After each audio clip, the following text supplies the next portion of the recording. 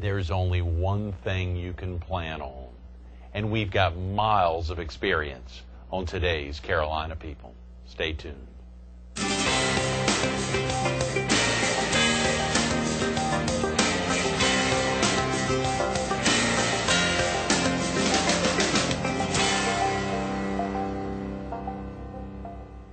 Good morning. Welcome to Carolina People. This morning we're at 1550 Oak Street, the Myrtle Beach branch of South Carolina Bank and Trust. We're focused on funeral planning, and we're visiting with a sales rep of Pierce Companies and a former owner-operator of a funeral home. Good morning, Correct. Charles. Good morning. Thanks so much for getting in early on a Monday morning. Are you originally from the area, Charles? From Darlington originally, not too far away. Right up in our viewing area, Yeah, right on that's correct. the northern edge of our viewing area. PD, that's right. You still have family in Darlington? I do. I have a sister and her family that still lives there in Darlington. Mm-hmm. She laughed because she moved to Sumter, and when she came back to Darlington, we all left and moved to the beach. Now she's wanting to get on down, I'm sure. She does like it down here as well, that's right. That's your only sister? Have another sister that lives here at the beach. She actually lives in Conway. Oh, great. She's a church organist at St. Paul's Episcopal in Conway. Is that right? Mm-hmm. Son of a gun. Yeah, and very active. Also an accompanist at Coastal Carolina University. Is that right? So she got all the talent in the family. And you live in Conway as well? That's correct. Good. Yeah, in Conway. I was in Carolina Forest, moved to Conway about a year and a half ago. Well, it's normally the other way around. What prompted that move? We bought a house down near the river in Conway, and I have two sons that are both outdoorsmen, enjoy the river, as do I. I missed the water when we lived in Carolina Forest. Right. Have to admit, the traffic at the light at Carolina Forest did have a little to do with my decision. Is that right? Yeah. I travel a lot with my work, and so I was glad to move to Conway to kind of cut out that little stretch of 501. So I mean, that's really an issue. I mean, it really is. Wow. It really is. What are they doing about that? Not that we're talking about funeral planning, but what are they doing about that? Well, a lot I read. I've tracked in the paper, and we're doing a lot with the road improvements now. I think we were a little behind down here, but we're really catching up quickly with 22 and 31 and all the paving projects that we have going on now in Horry County. I think it's getting better. Yeah. It's going to be interesting to see what Hard Rock does. I know exactly. That's going to impact, assumably. I was just reading a piece in last week's Herald about Coast RTA and their plans to have a real dedicated commitment to getting people in and out of Hard Rock Park. I read that as well. It's Right. going to be very interesting. Right. What actually got you into the funeral industry, Charles? That's a very interesting story. It sounds real odd to people that aren't in the industry and don't know a lot about it. But when I was very young, 14 years old, I attended church in Darlington, which happened to be next door to a funeral home. Really? And my sister was the organist there, and the manager of the funeral home attended church with our family. Right. And I think he somewhat jokingly told my mother one Sunday that I looked like a little funeral director. I've never been a little anything, but anyway, that next day she told me, she said, you need steady work, go talk to Mr. Buchanan. Dan Buchanan was the manager at the time, and I did, and he gave me a job at the funeral home, and I've been in it ever since. And early on in your teens, I mean, what could you do in a funeral home? Well, I started out painting a fence. That was where he put me to work, and finished painting the fence. And he said there was some painting that needed to be done on the garage. And like at any funeral home, things would come up. A car would need to be washed, or the grass would need to be mowed, or I would ride with Mr. Sammy on the grave truck to go help put up a tent, or help with a grave, or flowers on a funeral. And just time flew by. I got my driver's license and started helping with errands and other things around the funeral home. Was that at all scary or anxious for you in your early to mid-teens about being around? I mean, you began to actually see bodies, I suppose. Well, even only when I got a little older would they allow me into that part of the funeral home. I understand, but I mean, knowing what the business was. Never bothered me. Sure. Really? Never bothered me. Kind of odd. Did anyone else in your family have? Obviously, you mentioned Mr. Buchanan who opened that door. Was anyone else in your family involved in the industry at all? No, not at all, which Really? is also a little bit unusual. A lot of firms, especially in South Carolina, in your smaller rural areas like Darlington, a lot are family-owned and have been for years, and then you see generations of that same family go through the business, but my situation was a little different. Sure. My parents had nothing to do with the funeral home. That's just how it started, with Buchanan's influence. That's fascinating. Of course, I saw that was Kistler funeral home. Had there was a Kistler family? Were they active in that? They were. Started in 1922. Is that right? Mr. Harry Kistler started as a lot of funeral homes did, kind of as a cabinet maker and a casket maker, and then the funeral home evolved, as funeral homes did, into the public started demanding a place to gather, and that's where funeral homes came into being. So, but Mr. Harry started that business back in 22, and then his family continued it right on up. That is fascinating. Well, of course, in this area, we've seen highlighting even a century-old here in Horry County, a century-old funeral home, Goldfinch. Correct. And its operation, I think Steve McMillan and his family have been involved in for more than 3 decades. That's correct. You've got other ones, I'm sure, up and down the Strand, newer ones, Alan Lee and his folks up there, but up and down the Strand, I'm sure. Obviously, most of our viewers are in the PD, even up in the Darlington and Florence area. There's probably some real old establishments in the PD as well. There are. You mentioned Steve. People kind of laughed at Steve. He was one of the first buildings on the bypass.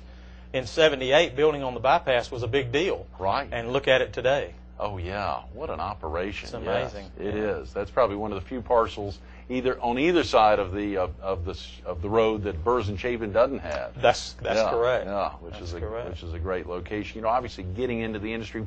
So you got in your early teens. What prompted you to keep going?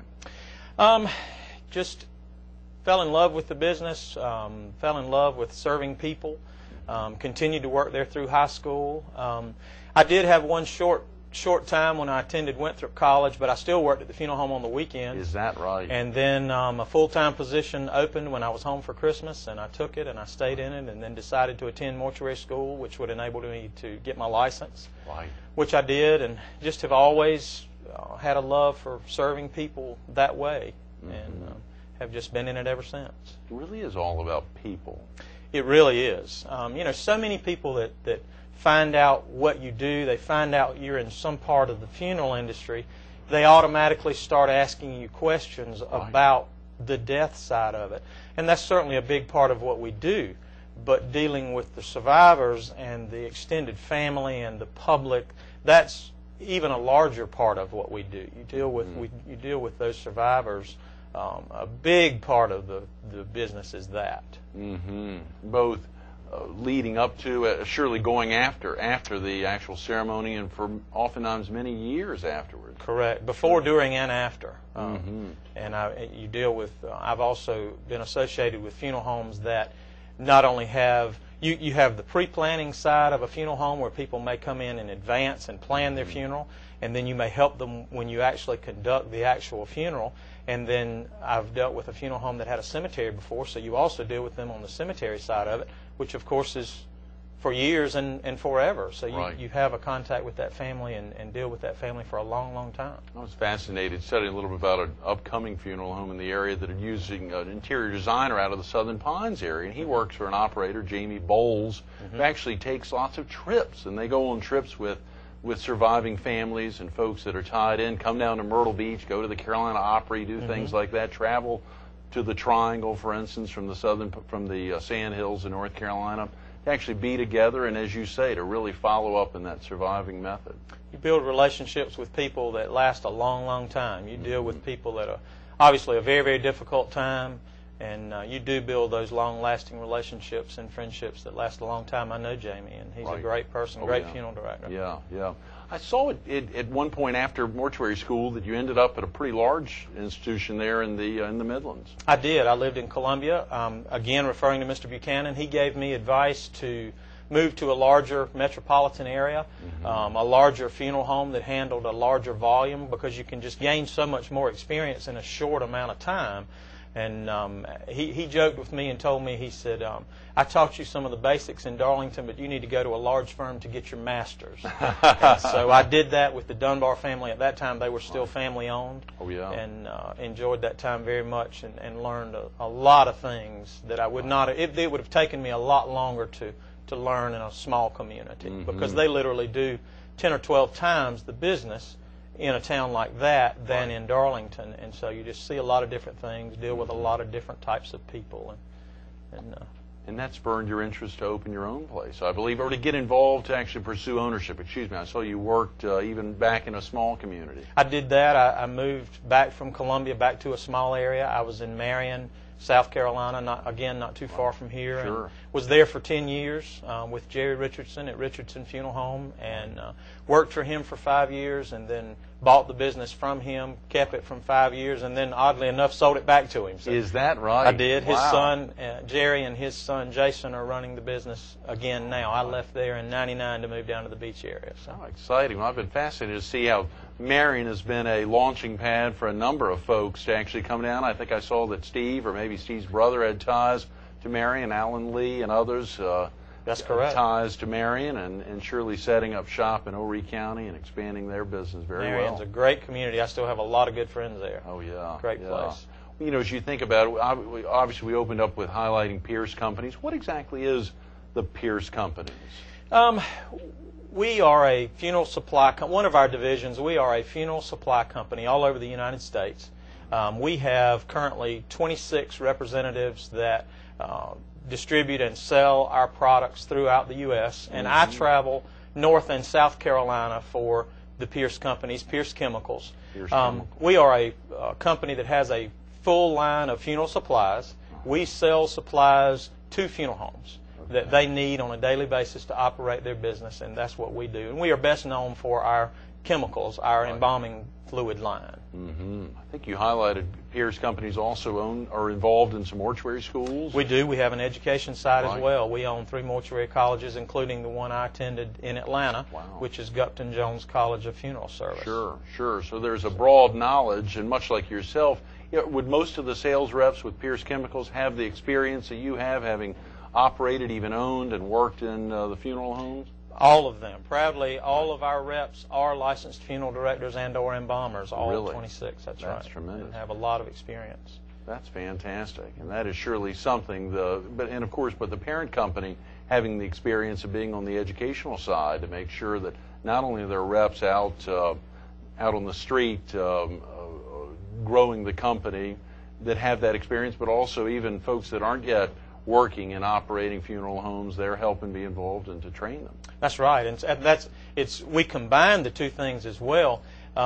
Twice a year, our reps go, and I am one of the reps that goes to the school in Atlanta, and we do product presentation seminars where we actually talk to the students as field reps about a lot of the products that we sell and that they will use on a daily basis in the funeral home. So the reps get involved, and it's a good way for us to meet those now students that will become employees in funeral home owners and operators in our territory. Absolutely. Very important. Yeah. You mentioned embalming, that many of your folks, if not all of them, are funeral directors and or embalmers. Correct. And that's what exactly is the embalming process? The embalming process is a part in the funeral home where the embalmer takes care of the dead human body, and it involves disinfection and sanitation and preservation so that the family can view the body and have the time and take the time to plan the service. We live in such a mobile society now, and I was just describing, I'm not far from here, but I don't still live in my hometown. Right. So many people that we deal with in funeral homes now, their siblings and children literally live all over the country and the world. Right. And it takes time to get all those people in one place to have a funeral, and embalming allows you the time to do that for the family to get together. So you don't have to have the funeral today or tomorrow or the next day. When the body is embalmed, it can be preserved for a period of time so that the family can get together and still spend their time with their loved one and have a service at a later date.